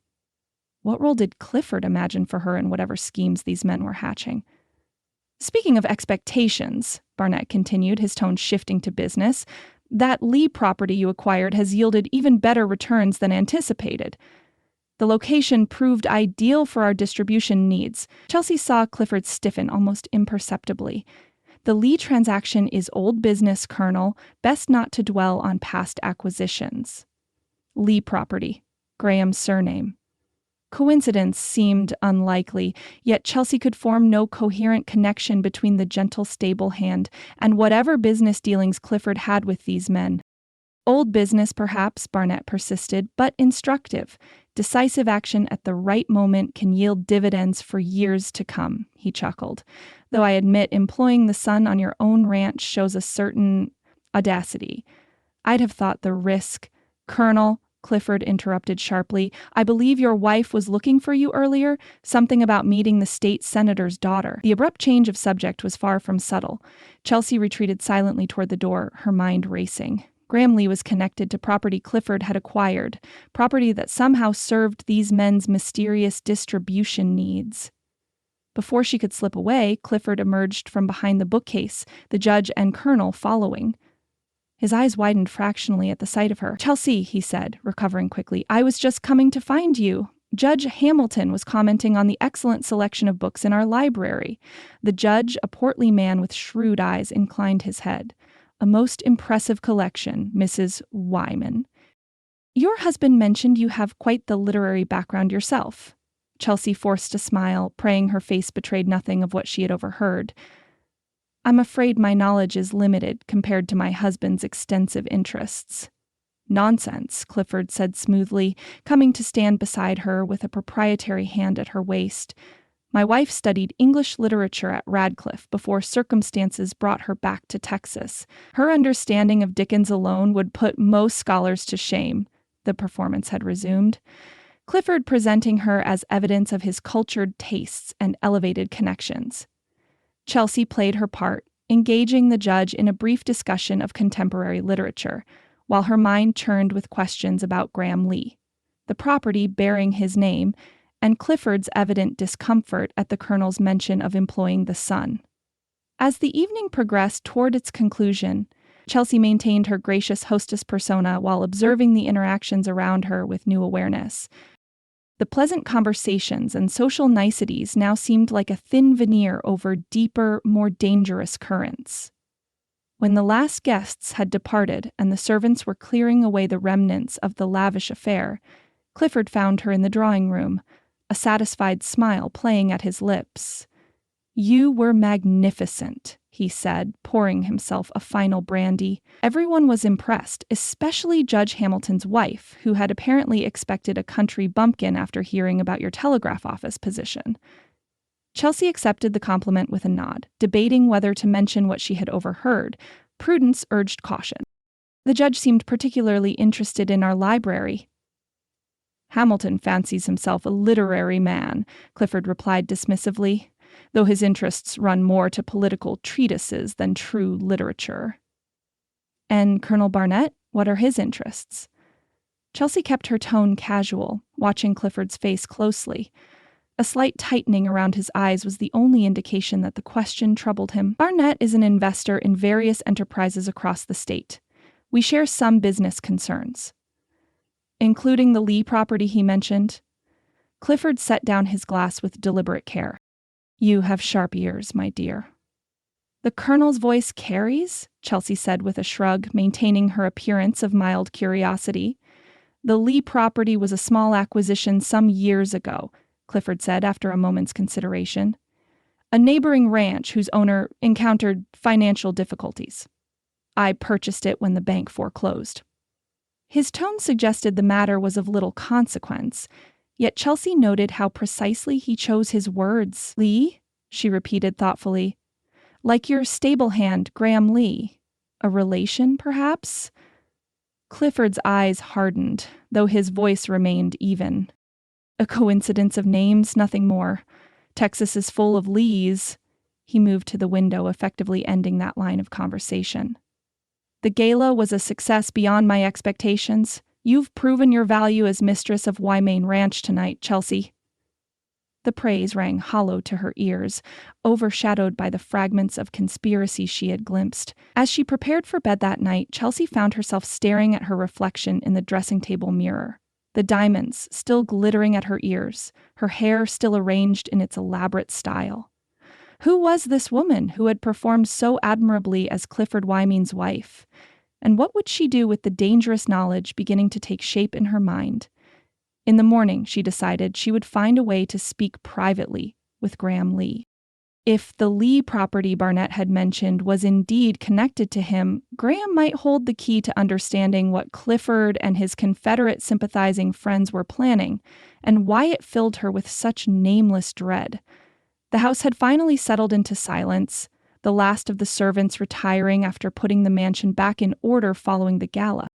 Chelsea sat at her dressing table, methodically removing the diamond earrings and pins from her hair. The questions that had been building throughout the evening pressed against her mind, demanding answers she could no longer postpone seeking. With determined movements, she changed from her elaborate gown into a simpler dress that required no assistance to fasten. The grandfather clock in the hallway chimed midnight as she made her way to Clifford's private sitting room, where a light still burned beneath the door. She knocked once, firmly. "Enter," Clifford called, his voice betraying mild surprise at the late interruption. He sat at his desk, jacket removed and shirt sleeves rolled up, a half-empty glass of brandy at his elbow. Papers were spread before him, though he quickly gathered them into a neat stack as Chelsea entered. "It's late," he observed, leaning back in his chair. "I thought you'd retired hours ago." "I couldn't sleep," Chelsea said, deciding directness was her best approach. "I keep thinking about something Colonel Barnett mentioned this evening, about the Lee property." Clifford's expression didn't change, yet something in his eyes hardened. "Business matters don't typically interest you." "They do when they might concern someone I know." Chelsea moved further into the room, positioning herself across the desk from him. "Graham Lee works in our stables. Colonel Barnett seemed to find it remarkable that you would employ him. I wonder why." Clifford set down his pen with deliberate care. "You've developed quite an interest in a mere stable hand." "I've developed an interest in the truth," Chelsea countered. "Is Graham Lee connected to the property Colonel Barnett mentioned?" A moment of silence stretched between them. Chelsea could almost see Clifford weighing his options, calculating his response. "Since you insist on involving yourself in matters that don't concern you," he finally said, his tone measured. "Yes, Graham Lee is the son of James Lee, who once owned the neighboring property to the east. When I acquired that land 5 years ago, I had no idea the son would eventually seek employment here. By the time I realized who he was, he had proven valuable with the horses." He shrugged. "Business is business. The past is irrelevant." "How did you acquire the property?" Chelsea pressed. Clifford sighed with elaborate patience. "The usual way. I purchased it from the bank after foreclosure." "And why did the bank foreclose?" "James Lee was unable to meet his obligations after his legal troubles. Surely this ancient history doesn't merit such interrogation at this hour." Clifford reached for his brandy, a dismissive gesture that only strengthened Chelsea's resolve. "What legal troubles?" Clifford's eyes narrowed slightly. "If you must know, James Lee was convicted of murder. He died in prison before serving his full sentence. The son disappeared for years, presumably hiding from his father's disgrace." His lips curved in a cold smile. "Does that satisfy your curiosity, my dear? Murder." The accusation seemed impossible to reconcile with the thoughtful man who handled horses with such gentle patience and carried poetry in his pocket. "Who did James Lee supposedly murder?" "Supposedly." Clifford's voice took on an edge. "A jury of his peers found him guilty. There was nothing supposed about it." "Who was the victim?" Chelsea persisted. "A business associate. They had a disagreement that turned violent." Clifford stood abruptly, signaling the end of his patience. "This morbid fascination with ancient tragedies is beneath you, Chelsea. The matter is closed." "If it's closed, why did Colonel Barnett find it noteworthy that you employ Graham Lee? Why did you change the subject so quickly when he mentioned it?" Clifford's face hardened into an expression Chelsea had never seen before. Cold fury barely contained beneath his usual controlled facade. "You forget yourself," he said, his voice dangerously quiet. "I've indulged your questions out of courtesy, but my business affairs are not subject to your approval or understanding." He moved around the desk with swift strides that made Chelsea instinctively step back. "My patience has limits, Chelsea. I selected you as my wife for your intelligence, which I expected would lead you to recognize certain boundaries." He grasped her elbow, his fingers pressing into her flesh with bruising force.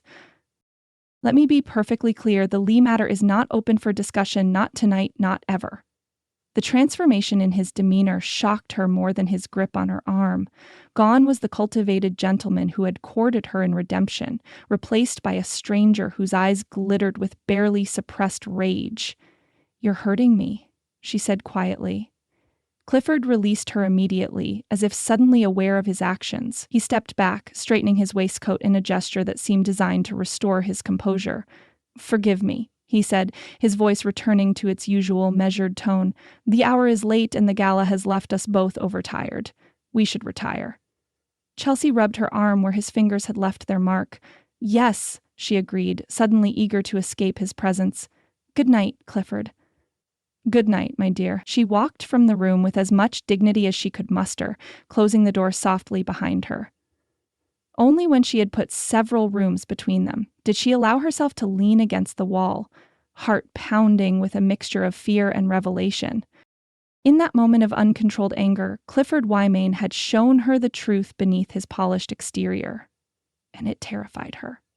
Chelsea was halfway back to her chambers when she noticed light spilling from beneath Clifford's study door, a different room from the sitting room she had just left. The door was slightly ajar, unusual for a man who valued his privacy so highly. A warning voice in her mind urged caution, reminded her of the anger she had just witnessed, but another, stronger impulse drove her forward. If answers existed anywhere in this house, they would be in Clifford's private study. Chelsea glanced down the hallway, confirming she was alone, then slipped silently through the partially open door. The study was empty, though a lamp burned on the massive oak desk. Papers were spread across its surface, not the usual ledgers and correspondence, but maps. Large, detailed maps of Texas with markings in red ink. She moved closer, careful not to disturb anything. The maps showed railway lines, telegraph routes, and what appeared to be military or law enforcement outposts. Red circles marked junctions where railways and telegraph lines intersected. Notes in Clifford's precise handwriting indicated dates and cryptic references. Phase 1, July 15, and primary targets secured by August 30. On another map, supply routes were traced in blue ink, with arrows indicating movement from the Mexican border northward through Texas. Small X's marked locations along these routes, each labeled with a surname. Hamilton Holding, Barney Distribution, Wyman Distribution. Chelsea's blood ran cold as understanding began to take shape. These weren't just business plans. They looked like military strategy, coordinated disruptions of railways and telegraph communications, movements of goods or weapons through a network of trusted properties. A ledger lay open beside the maps. Chelsea carefully lifted a page, revealing columns of figures and coded references. One entry caught her eye. Lee Property Acquisition, $4,500. Sidings access plus water rights. Federal Marshal Interference neutralized, $2,000. The sound of footsteps in the hallway jolted her from her discovery. Chelsea quickly stepped away from the desk, searching for a place to hide, but the footsteps were already at the door. In desperation, she moved to the window, pretending to be looking out at the moonlit grounds. The door swung fully open. "Chelsea?" Clifford's voice held surprise and a sharp edge of suspicion. "What are you doing in my study?" She turned, forcing her face into an expression of mild surprise. "I saw the light and thought you might be in here." She gestured to the window. "I couldn't sleep after our discussion. I thought some air might help, and your study has the best view of the gardens." Clifford's eyes moved from her face to the desk with its incriminating maps, then back to her. "I don't recall giving you permission to enter my private study." "The door was ajar," she said, moving toward him with deliberate casualness. "I apologize if I've overstepped. I didn't realize this room was forbidden to your wife." The challenge in her words was subtle but unmistakable. Clifford studied her for a long moment, clearly trying to determine whether she had seen the maps and understood their significance. "Not forbidden," he finally said, his tone softening slightly. "Merely private. I prefer not to have my papers disturbed, even by well-meaning hands." "Of course," Chelsea replied, maintaining her innocent expression through sheer force of will. "I wouldn't dream of interfering with your business matters." She moved past him toward the door, feeling his eyes on her back like a physical weight. "Good night, again," she said, pausing in the doorway. "Good night, Chelsea." His voice was pleasant enough, but something in it raised the hair on the back of her neck. "Sleep well." As she returned to her chambers, Chelsea's mind raced with the implications of what she had seen. Clifford Wymain was planning something that involved railways, telegraph lines, and strategic locations throughout Texas. Something that required secrecy, coded ledgers, and the involvement of men who still spoke of the cause years after the war had ended. And somehow, the Lee property, and perhaps Graham himself, were tangled in whatever conspiracy Clifford was orchestrating. Morning brought no clarity, only a strengthened resolve to uncover the truth before whatever was planned could come to fruition. Chelsea dressed simply, instructing Lucy that she would be walking the grounds and did not wish to be disturbed until luncheon. "Mr. Wymain left at dawn, ma'am," Lucy informed her as she fastened Chelsea's hair into a practical knot. "Said he had business in Austin and wouldn't return until tomorrow." Relief flooded through Chelsea at this news. A day without Clifford's watchful presence was precisely what she needed. She waited until mid-morning when the house settled into its daily routine before making her way to the kitchen gardens behind the main house. There, as she had anticipated, Ida May was harvesting herbs and vegetables for the day's meals. The elderly cook had been at Wymain Ranch longer than anyone, having served Clifford's father before him. Unlike Mrs. Abernathy, whose loyalty to Clifford bordered on devotion, Ida May maintained a dignified independence that Chelsea had noticed and respected since her arrival. "Good morning, Ida May," Chelsea called, approaching the garden with a basket over her arm as if she too had come to gather herbs. The old woman straightened slowly, one hand pressed against her lower back. Her dark face was mapped with wrinkles earned through decades of hard work, but her eyes remained sharp and assessing.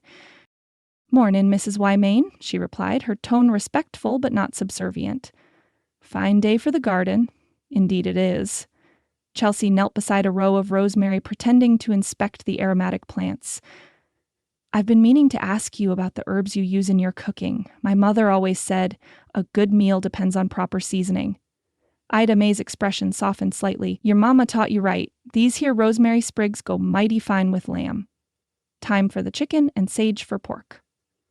Chelsea listened with genuine interest as Ida May shared her culinary wisdom, waiting for the natural rhythm of conversation to create an opening for her true questions. It came as they moved to the shade of an oak tree, ostensibly to rest from the growing heat of the day. "You've been at Wymain Ranch a long time, haven't you, Ida May?" Chelsea asked, offering the woman a drink from the water jug she had brought. "Since before Mr. Clifford was born," Ida May confirmed, accepting the water gratefully. "Came here as a girl when the old Mr. Wymain first built the place. Wasn't half so grand then." "You must have seen many changes over the years." "Mm-hmm." Ida May's non-committal sound suggested volumes of unspoken observations. Chelsea chose her next words carefully. "I've been curious about the neighboring properties. I understand Mr. Wymain acquired additional land some years ago. The Lee property to the east." Ida May's hand stilled on her basket. Her eyes, suddenly cautious, flicked to Chelsea's face and then away. "That'd be 5 years back now." "I believe the previous owner encountered some difficulties," Chelsea prompted gently. "That's one way of putting it." Ida May's voice had dropped to just above a whisper. "Mr. James Lee was a good man, treated his workers fair, even the Mexicans. Had a fine son, too."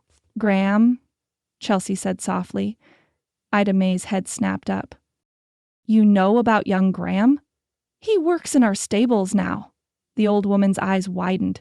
"Lord have mercy, he came back." She shook her head slowly. "Brave boy, or foolish, maybe both." "Why would it be foolish for him to return?" Chelsea pressed. Ida May glanced around, though they were alone in the garden. "Some stories ain't safe to tell, Miss Chelsea. Please, Ida May, I need to understand what happened." The cook studied her face, seemingly weighing Chelsea's trustworthiness against years of cautious silence. Finally, she sighed. "The Lees were good neighbors to the Wymains for 20 years. Then gold was discovered up north, and suddenly everybody needed railways to get there faster. The Lee property had something special. A natural pass through the hills where tracks could run easy, saving miles of construction, a valuable feature," Chelsea noted. "Valuable enough for blood," Ida May confirmed grimly. "Mr. James wouldn't sell his land. Said it was his boy's inheritance, meant to stay in the family." She lowered her voice further. "Then one morning, a businessman from Austin, friend of your husband's, was found dead on the boundary between the properties, shot in the back." "And James Lee was accused of the murder?" Ida May nodded. "Trial was quick. Evidence appeared like magic. The dead man's watch in Mr. James's desk, a witness who claimed to hear them arguing, the gun found in Lee's stable. "You don't sound convinced of his guilt," Chelsea observed. "Ain't my place to be convinced or not," Ida May replied carefully.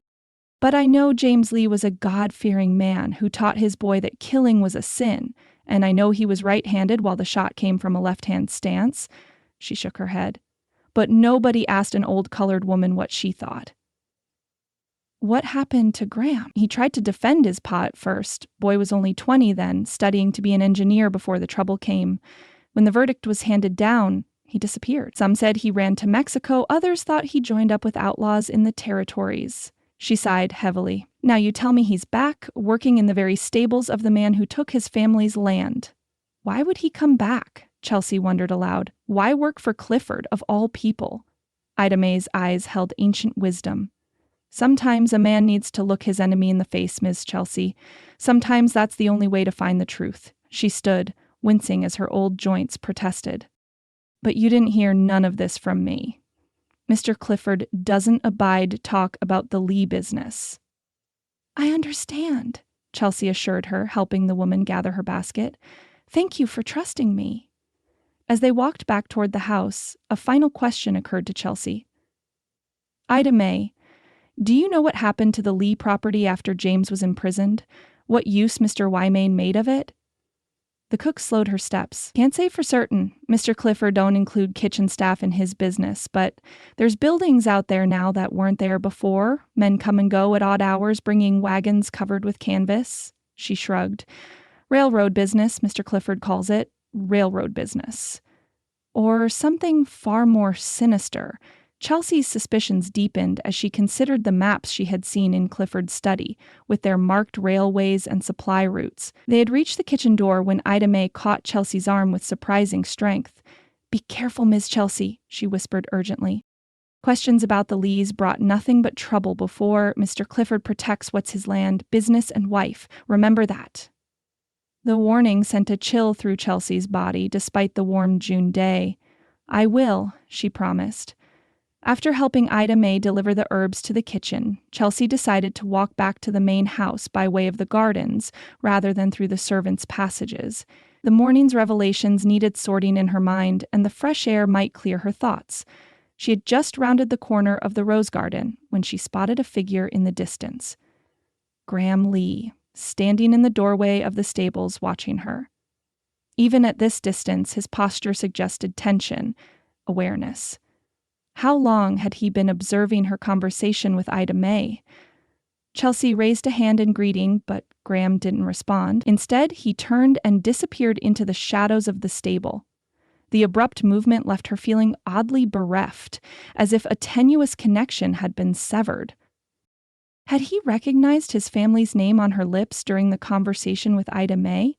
Did he suspect she was asking questions about his past? And if so, what did that mean for the fragile trust that had developed between them over their weeks of literary discussions? Chelsea continued toward the house, questions multiplying with each step. The innocent telegraph operator who had married Clifford Wymain for security and family obligation was gone. In her place stood a woman confronting dangerous truths about her husband, her home, and the quiet stable hand whose past was inextricably tangled with both. One thing was certain, she could no longer pretend ignorance of the currents swirling beneath Wymain Ranch's polished surface. Somewhere between the maps in Clifford's study, Ida May's whispered history, and Graham's watchful presence lay a truth that might endanger them all.